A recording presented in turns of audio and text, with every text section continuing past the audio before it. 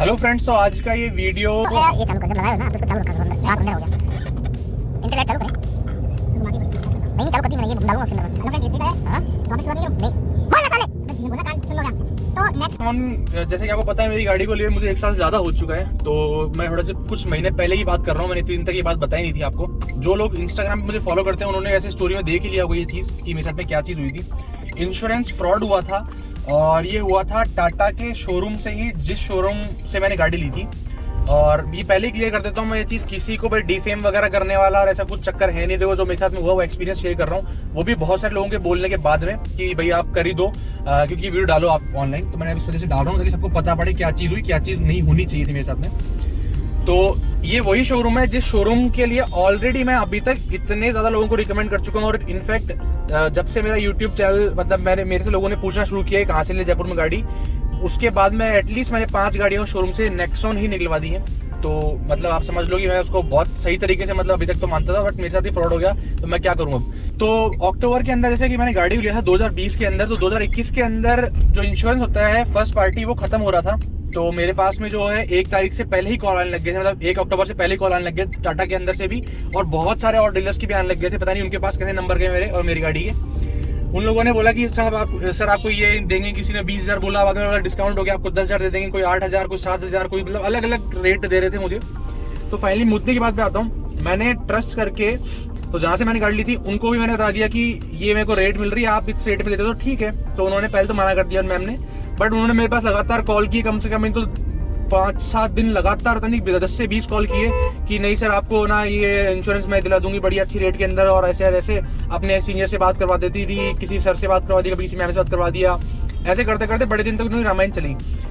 फिर मैंने कह दिया उनको कि मेरे को जो आईडी भी चाहिए वो मेरे को 7 लाख रुपए चाहिए, क्योंकि मेरी गाड़ी की आईडी भी उन्होंने कम की थी, बाकी मुझे 7 लाख दे रहे थे। तो मैंने उनको 7 लाख की आईडी भी लिखा, तो उन्होंने पहले मना कर दिया। फिर बाद में उन्होंने बोला कि ठीक है सर, मतलब ये जो बात चल रही है पूरी, उनकी जो भी हमारी रेट वगैरह की बात हुई थी वो 7 लाख आईडी कंफर्म होने के बाद से शुरू हुई थी, तो मतलब उससे कम की तो बात ही नहीं थी कोई भी हमारी। उन्होंने कहा ठीक है सर 7 लाख की आईडी में आपको, अभी मुझे अमाउंट एग्जैक्टली याद नहीं कितना था, मैं आपको अभी दिखा दूंगा मैसेज के अंदर कि इतने अमाउंट में आपको मैं 7 लाख की आईडी भी दे देंगे। मैं ठीक है कोई दिक्कत नहीं है, 0 डेप्थ था और पीए कवर था, मतलब सारी चीजें बात हो चुकी थी, डिस्कस हो चुका था।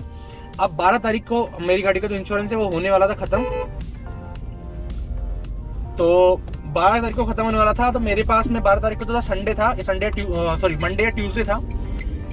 तो उस टाइम पे क्या हुआ, मेरे पास में फ्राइडे को कॉल आने शुरू हो गए बहुत, मतलब शाम को इवनिंग में लगातार कॉल आ रहे हैं। मैं जबकि कहीं बैठा था कहीं मीटिंग में, मैं बाहर निकल के मैंने कॉल किया, तो उन्होंने बोला कि सर ऐसी सी बात है और आपको हम इंश्योरेंस दे देते हैं, आप ले लो इंश्योरेंस। मैंने कहा भाई मेरा तो वही है फिक्स, आप बता दो, मैं उससे ऊपर तो नहीं दे सकता।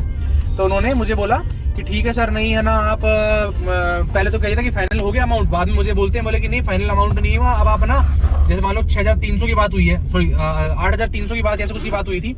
तो उन्होंने बोला कि आप ना 8,400 रुपए दे देना। मैं यार आपकी जो और मेरी फाइनल बात हो चुकी है, मैं उतना अमाउंट ही दूंगा, उससे 1 रुपया ऊपर नहीं दूंगा, मैं बाहर से कहीं से ले लूंगा। ठीक है सर मैं आपको वापस कॉल बैक करती हूँ। वापस कॉल बैक आता है मेरे पास में, फिर बोलती है 8,300 ऐसा कुछ 56 रुपए में कर देना। मैंने बोल दिया, मैंने कह दिया 1 भी रुपया नहीं दूंगा मैं। तो फाइनली बात ऐसी हुई कि उन्होंने कहा ठीक है सर हम आपको इतने प्राइस में दे देंगे। मैं देख लो मुझे कोई दिक्कत नहीं अगर आपको देना है, बट मेरे को कोई इशू नहीं होना चाहिए, बाद में आप फाइनल अपने हिसाब से बात कर लो, मेरे पास दूसरे भी और भी हैं, मैं वहां से ले लूंगा, मेरे को कोई दिक्कत नहीं, पर आप बार बार कॉल मत करें, मेरे को एक बार ही फाइनल बता दें। तो उन्होंने एंड में आके मुझे अपनी मैम वगैरह उनके साथ में बोले, मैम से बात करवा दी, सर से बात करवा दी, और बोले कि ठीक है सर आपको इतने रुपए में हम दे देंगे। ठीक है, बोले आप मेरे को अपना बोले आप पेमेंट कैसे करेंगे। तो मैंने कहा था कि मैं भाई चेक में पेमेंट करूंगा इसका, तो आप चेक कलेक्ट करवा लो। तो उन्होंने कहा चेक कहाँ से कलेक्ट होगा, तो मैंने कहा कि चेक जो है मैं घर का एड्रेस मैं आपको भेज देता हूँ। बोले ठीक है सर आप घर की लोकेशन आप मुझे आप भेज दीजिए। मैंने उनको घर का जो एड्रेस है लिख के या फिर लोकेशन उनको मैंने सेंड कर दी, और सेंड करने के बाद में उनको मैंने साथ में इंश्योरेंस का नाम भी लिख दिया, न्यू इंडिया एश्योरेंस से मैंने कंपनी का जो हमारी बात हुई थी, उन्होंने जो मेरे को कोटेशन भेजी थी वो न्यू इंडिया एश्योरेंस की भेजी थी।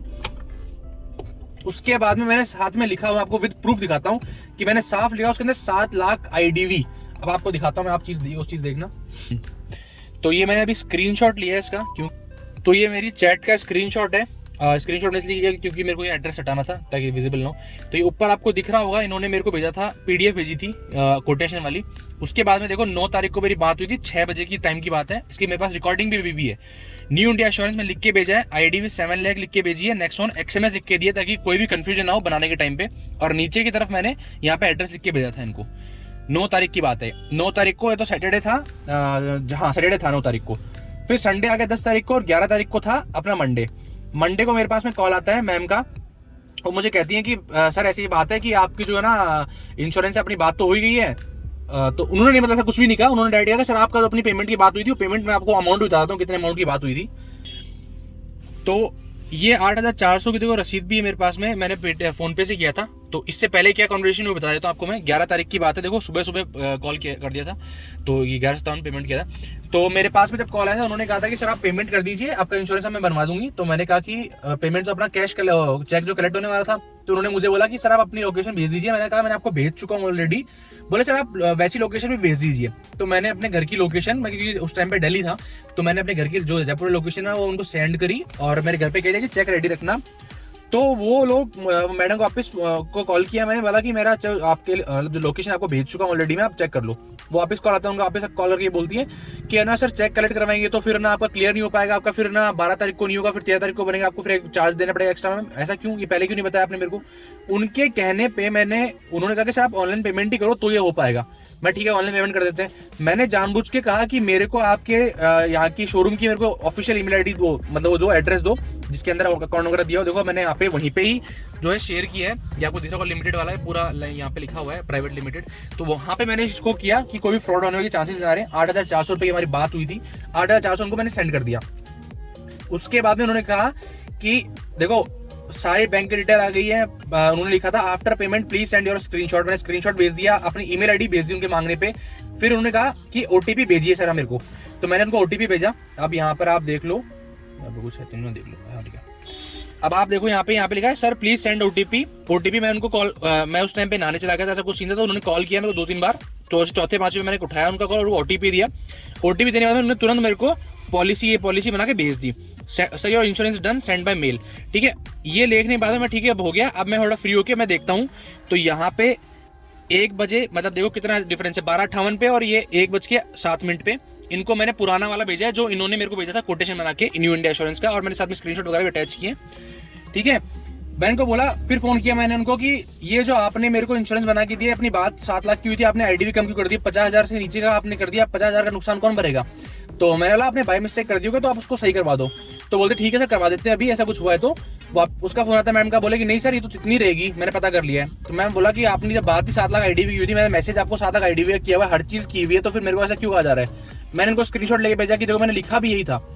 फिर उनका क्या कहना है कि नहीं सर जिनसे आपकी बात हुई थी वो मैम है नहीं यहाँ पे, उनके फादर की डेथ हो गई है।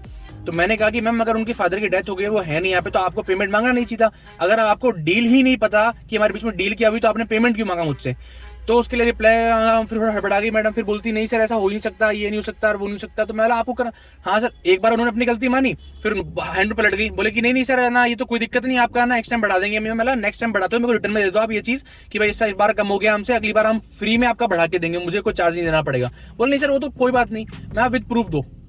वो बोली कि नहीं सर ऐसा नहीं हो सकता, ये नहीं हो सकता और वो नहीं हो सकता ना, आप तो यही मिलेगा, यही मिलता है, ऐसा उल्टा सीधा बोलना शुरू कर दिया।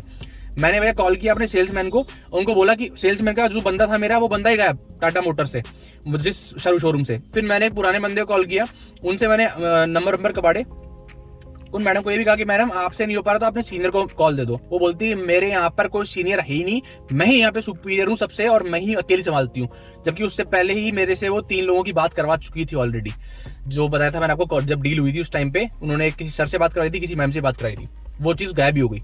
फिर मैंने आपके जहाँ से मैंने गाड़ी ली थी, शोरूम से ली थी, उस शोरूम वाले के मैंने जो ऊपर हायर अथॉरिटीज़ के नंबर लिए, उनको कॉल किया तो उनके जय नाम से कुछ है, उनका कॉल आया, मतलब मैंने कॉल किया उनको बताई पूरी सिचुएशन। तो उन्होंने कहा कि सर ऐसी बात है तो कोई दिक्कत नहीं है, वो सॉल्यूशन कर देंगे, आप मुझे अपनी जो प्रूफ है उनका भी ये नहीं है कि आप मैं करवाता हूँ, ये बोल रहे हैं कि आपके प्रूफ है वो मेरे को आप भेजो, उसके बाद में मैं देखूंगा। मैंने उनको स्क्रीनशॉट लेके भेजे, उनको मैंने साफ कह दिया कि सर मेरे पास कॉल रिकॉर्डिंग भी है, अगर आप चाहते हो आपको भिजवा दूंगा मैं, मुझे थोड़ा टाइम लगेगा उसके अंदर निकलवाने में। तो बोलते हैं कि नहीं आप मेरे को कॉल रिकॉर्डिंग भेजो तभी मैं आगे करूंगा। मैंने बोला कि आपको स्क्रीनशॉट भेजता हूँ ना मैं, स्क्रीनशॉट भेजा, उन्होंने कहा कि आपका कंसर्न मैंने रेज कर दिया है, आपके पास में कॉल आ जाएगा। कोई कॉल नहीं आया। फिर मेरे पास नंबर शेयर कर दिया कि इस नंबर से आपके पास में, उसका भी मेरे पास में मोबाइल के अंदर वो व्हाट्सएप पे चैट है, तो वो उसके आगे पीछे चैट होगी कहीं ना कहीं पे, तो सब प्रूफ मेरे पास A to Z। अगर किसी को चाहिए हो, किसी को विश्वास ना हो, मैं प्रूफ इसीलिए दिखा रहा हूँ इस वीडियो के अंदर कि सब लोग को समझ में आ जाए कि सच में हुई ये चीज। मुझे पता है आप लोगों को भाई सीरीज बात है, मुझे बहुत सारे लोग बोलते हैं कि नहीं आपको हुआ है, आप रियलिटी बता रहे हो, बट फिर भी मैं अटैच कर रहा हूँ प्रूफ इस वीडियो के अंदर। अब मेरे पास में नंबर भेजे उन्होंने कई 4-5 लोगों के, उनको मैंने कॉल किया। जिनको फोन करता है कोई उठाता नहीं है, कोई बोलता है कि सर मैं तो कहीं पे आया हुआ हूँ, पता नहीं किसी की डेथ हो गई, यहाँ पर आया हुआ हूँ, मतलब यही चल रहा। अब उसके बाद में मेरे पता नहीं किस बंदे ने कौन से नंबर से वापस रिवर्ट में कॉल आता है, वो मेरे को बोलते हैं कि ऐसा हो ही नहीं सकता, आप प्रूफ भेजो, आप झूठ बोल रहे हो, ये बोल रहे हो। मैं क्यों झूठ बोलूंगा, समझ में नहीं आया। 50,000 का लॉस मैं फालतू क्यों कराऊंगा अपना, मैं क्यों बोलूंगा, मैं पागल हूँ? जब मैंने सब कुछ लिख के भेजा तो मैं अलग क्यों बोलूंगा उस टाइम पे? तो बोलते हैं कि नहीं ऐसा नहीं हो सकता, ये नहीं हो सकता, ये वो, इस तरीके से मेरे को बात की गई। मैंने फिर देखो सीधी सी बात, जब मेरे पास में कोई रास्ता नहीं बचा, मैंने टाटा में मेल कर दिया। इवन मैंने जहां से मैंने गाड़ी ली उसके शोरूम का भी मैंने लेके नाम, और वहां पे भी मैंने फॉरवर्ड कर दिया, मेल कर दिया। मेरे पास टाटा मोटर से रिवर्ट आता है कि आपके इस कंसर्न पे क्या कंसर्न है आपका ना, ठीक है उस पर हम कुछ ना कुछ करेंगे, मतलब ऐसा कुछ करके छोड़ दिया। कुछ नहीं, टाटा मोटर से 0 रिस्पॉन्स। और वही आईडी है जो आप सभी ने सजेस्ट की थी मुझे इंस्टाग्राम पे, कस्टमर केयर वाली मेल आईडी। मैंने उस टाइम पे कहा भी था कि इस पे कोई रिवर्ट आता नहीं है, तो वही हुआ। कुछ नहीं है, कोई रिस्पॉन्स नहीं, 0 रिस्पॉन्स। मैं एंड में आके थकार गया। मैंने फिर एक अपने फ्रेंड है जो लॉयर है, उनसे हेल्प ली। मैं यार ये पंगा है, क्या करें फालतू का, और मेरे को इतना समझ में पड़ना ही नुकसान हो गया, ठीक है अब पता पड़ गया अपन कौन कैसा इंसान है। बट उन्होंने कहा कि नहीं फिर भी तो एक बार कंज्यूमर कोर्ट में डाल दे। मैंने कंज्यूमर कोर्ट में डाला। तो ये अपनी बात थी अभी अक्टूबर की, उसके बाद में मैंने डाला और मैं आपको दिखाता हूँ। फिर उनका कोई रिप्लाई नहीं है। फिर देखो नवंबर के अंदर देखो आप देखोगे ना 14 अक्टूबर ये इनकी कोई बिजनेस अकाउंट वगैरह चेंज किया। उसके बाद में 8 अक्टूबर इन्होंने उस टाइम पे कहा कि 7 लाख आईडी भी चाहिए, आप मेरे को इतने रुपए और पे कर दो, कि 8,700 होते थे नहीं, कितने 10,000, देखो 2,000 रुपये का डिफरेंस आ रहा है, ऑलमोस्ट 1,500 रुपये का डिफरेंस आ रहा है। फिर मैंने कंज्यूमर कोर्ट में जब इनकी डाली, उसके बाद में इन्होंने उस मैडम ने ही कॉल किया मेरे को जिससे मेरी पहले बात हुई थी, जिनके फादर की डेथ हो गई थी। तो उन्होंने बोला सर मेरे फादर मैम को, तो मैंने बोल दिया ठीक है ऐसी बात है तो कोई बात नहीं है, मैं आपको कुछ नहीं बोल रहा हूँ, बट अगर जिसने कॉल किया उसकी जिम्मेदारी थी अपनी जो भी डील थी उस डील को पता होनी चाहिए तभी मेरे को कॉल करें, अदरवाइज कॉल ना करें। और पैसे ना मांगे, पैसे मांग रहे हो आपको डील ही नहीं पता तो क्या मतलब है इस चीज का।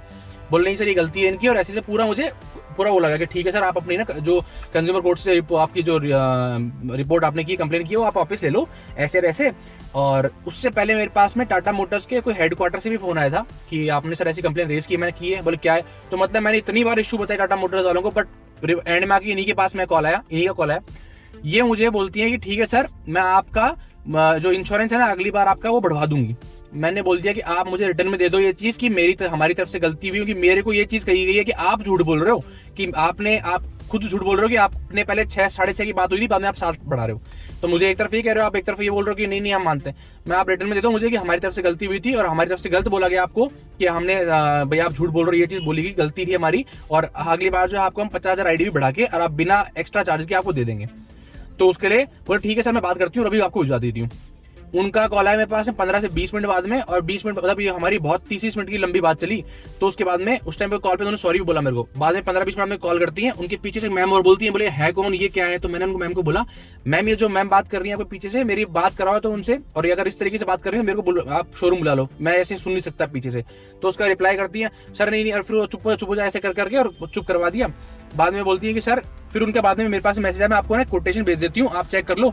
अब देखो सर आप 7 लाख की आईडीवी के लिए 631 पे कर दीजिए, मैटर आपका शॉर्ट आउट हो जाएगा sir, please check and confirm me. तो पहले जहाँ पे 1500 रुपये एक्स्ट्रा मांग रहे थे मुझे, अब 631 रुपये हो गए। मैंने लिख दिया साफ नो मैम, मैं तो 1 रुपया भी नहीं दूंगा ऊपर। उसके ओके सर आया। उसके बाद में भैया लोग भूल गए, सीधी और साफ बात, बिल्कुल भूल गए कि क्या था क्या नहीं था। टाटा मोटर्स की तरफ से कुछ भी नहीं, टाटा मोटर्स भूल गया क्या कंसर्न था क्या नहीं था, कुछ रिप्लाई नहीं है। कंज्यूमर कोर्ट में डाल रखा है, कंज्यूमर कोर्ट में इन्होंने डाल दिया कि हमने प्रॉब्लम सॉल्व कर दी है। तो कंज्यूमर कोर्ट में मेरे पास कॉल आया, तो कंज्यूमर कोर्ट वाले ने मुझे ये चीज कही है कि अगर आपकी सॉर्ट नहीं हुई और झूठ बोल रहे हैं तो आप जाके कंज्यूमर कोर्ट में फाइल कीजिए। तो अब वो जाके मेरे को फाइल करना है वहाँ पे, कि वहाँ पे जाके पूरा फाइल करूंगा, इनके ऊपर वापस केस होगा, मतलब एक प्रॉपर एक लॉयर लेके मेरे को केस बनाना पड़ेगा इनके ऊपर। तो ये दोस्तों मेरा एक्सपीरियंस इंश्योरेंस का, जो कि पता नहीं क्या बकवास थी, क्या किसने 150 रुपये बचाने के चक्कर में मेरा फालतू का दिमाग खराब करवा दिया, और बहुत लंबे टाइम तक मेरा बहुत दिमाग खराब रहा। और जो मेरे फॉलोवर्स हैं इंस्टाग्राम पे, जो मतलब बहुत ही करीबी हो गए हैं बहुत लोग, तो उन लोगों ने मेरी हेल्प भी की बहुत ज़्यादा। किसी ने ईमेल आईडी बताई, किसी ने कॉल कॉन्टैक्ट नंबर वगैरह भी दिए, कई लोगों ने मेरे लिए बात भी करी आगे से बढ़ के, तो उनके लिए उनको थैंक यू। और मतलब यार परेशान तो हो ही जाती है, कुछ भी कहो, छोटी चीज़ हो चाहे हो। एक तरीके से 50,000 रुपये का लॉस है मेरे को, अगर मेरी गाड़ी खो जाती है कुछ भी होता है, डायरेक्ट 50,000 का लॉस हो रहा है मेरे को। 7.5 लाख की बात हुई थी, अब 6.5 कुछ की इन्होंने मेरे को दी है आईडी भी, और वो फिर आगे आने वाले इंश्योरेंस में मेरी आईडी भी वो उसी के अकॉर्डिंग कम होगी, वरना अदरवाइज एक्स्ट्रा पेमेंट करके उनको भरवानी पड़ेगी मेरे को। तो बड़े दिन से दिमाग में बात थी, सोचा आपके साथ शेयर करूं, तो कर नहीं पाया। अब आगे फाइनली हो गया, बता ही देता हूँ, क्योंकि कुछ सब्सक्राइबर्स हैं मेरे, कुछ फॉलोवर्स हैं मतलब इंस्टाग्राम पे, मेरे को बोला भी बोले यार बताओ उस चीज़ को, आप क्लियर करो ताकि मालूम चले लोगों को कि टाटा मोटर्स में ऑलरेडी बहुत चीज़ें चल रही हैं।